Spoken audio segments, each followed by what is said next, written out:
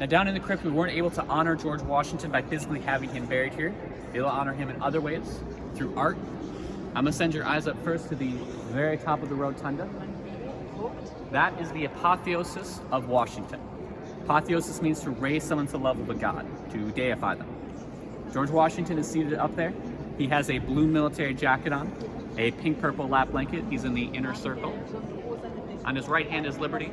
On his left hand is victory. She's one holding the trumpet. Surrounding them in the middle are 13 maidens, representing the 13 original states. They're holding the banner, which in Latin reads, E pluribus unum, out of many, one, signifying the many states that make up our union, forming one nation. Now surrounding them on the outside of the circle are 6 virtues of the United States. These virtues are freedom, arts and science, mechanics, agriculture, commerce, and marine. And they're personified by 6 Roman gods and goddesses. And this is important because when this painting is being done around 1865, even up till now, the United States is a young country. We don't have a lot of history to go on. So we look back to older republics, specifically the Roman Republic, to really tie ourselves into history. Their own ideals and virtues personified. The apotheosis was done by a man named Constantino Brumidi. He's an Italian immigrant, and he came here to the United States to help add to American mythos through that painting. He also helped create the painting that you see along the inside, right there, all 360 degrees. That is the frieze of American history. And it's about 400 years of American events really celebrated up there. Now the timeline starts above the door that we came in. That is Christopher Columbus triumphantly emerged from his boat in 1492. Then the timeline goes all the way around the room and ends at the beginning, because that's how circles work. And we see the discovery of flight by the Wright brothers in 1903. So 1492 to 1903. Now, one thing I want you folks to keep in mind when you look at the frieze, and there's a lot to see, so I encourage you to take your time with it, is the fact that that is a wide swath. That is a generalization of American history. Again, 400 years up there. They had to be very particular what events they chose to pick up in the frieze. Cool. My friends, if everyone could scooch in a little bit. Now, I mentioned that's important because 2 specific eras of American history are explored in the paintings that you see more at eye level around the room. I'm going to start with the 4 close to us here on the eastern wall. These 4 paintings deal with colonization and exploration. And the first in the series is actually on my far left, the gentleman riding the white horse. That is Hernando de Soto, one of the first Europeans to discover the Mississippi. Next we see Christopher Columbus. He's stepping off his boat, claiming this land in the Empire of Spain. The third painting is directly behind us. We see the embarkation of the Pilgrims. They're leaving dark and dreary Europe on the right-hand side of the painting for the sunlit rainbow shores of America on the left, as is depicted by that red, white, blue rainbow you don't really see in nature.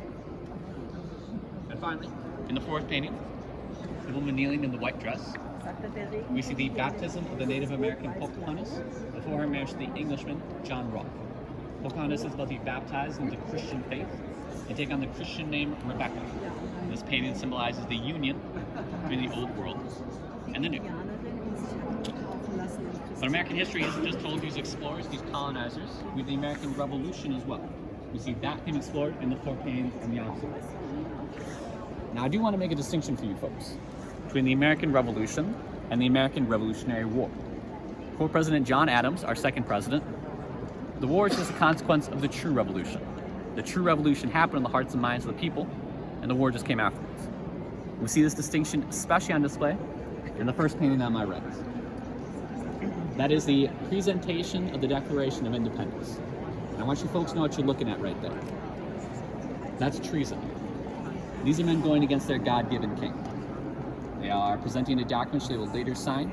When they do, they're signing their death warrants. These men know they lose this war, they'll hang for this.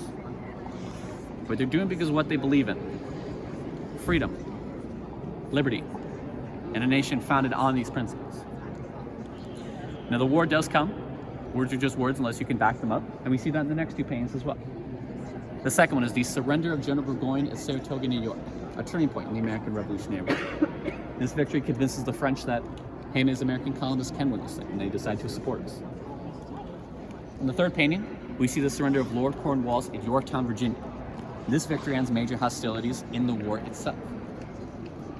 And finally, in the fourth painting, a Revolution Act that occurs after the war, we see General George Washington resigning his commission in the Army. And what's important about that, what's revolutionary about it, is the fact it had never been done before. Not since the times of the Roman Republic, the General Cincinnatus had a man willingly given his power back to the people, back to Congress. I want you all to remember where you are right now.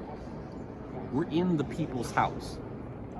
This building, this country, exists at least in part because the actions this man took right here.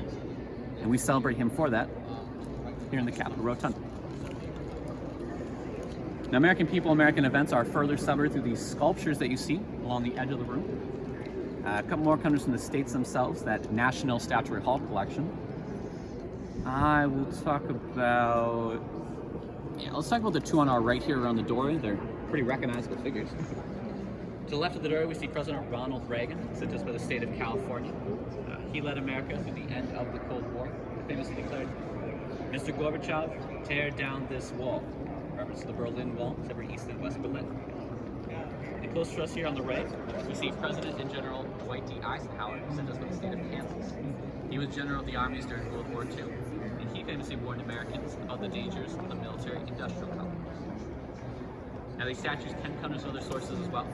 For example, on the left of us, we see the Reverend Dr. Martin Luther King Jr. He's a congressional commission, which means he's a gift to all the American people, in his case to celebrate his work and civil rights. Organizations can also submit their own statues. For example, across the room we see the three women rising up out of the stone. That is the National Portrait Monument, sent us by the National Women's Party in 1921 to celebrate the one-year anniversary of the passage of the 19th Amendment, which gave many women the right to vote here in America. Depicted here are three leaders of the women's suffrage movement.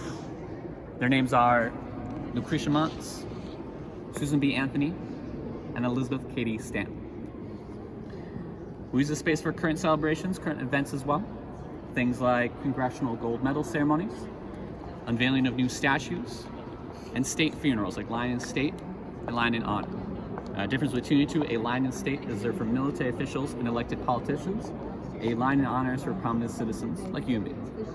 The last person to have a line in state in the building was the Representative Elijah Cummings of Baltimore. The last person to have a line in honor was the Reverend Billy Graham of North Carolina. Do you folks have any questions about the rotunda before we move on?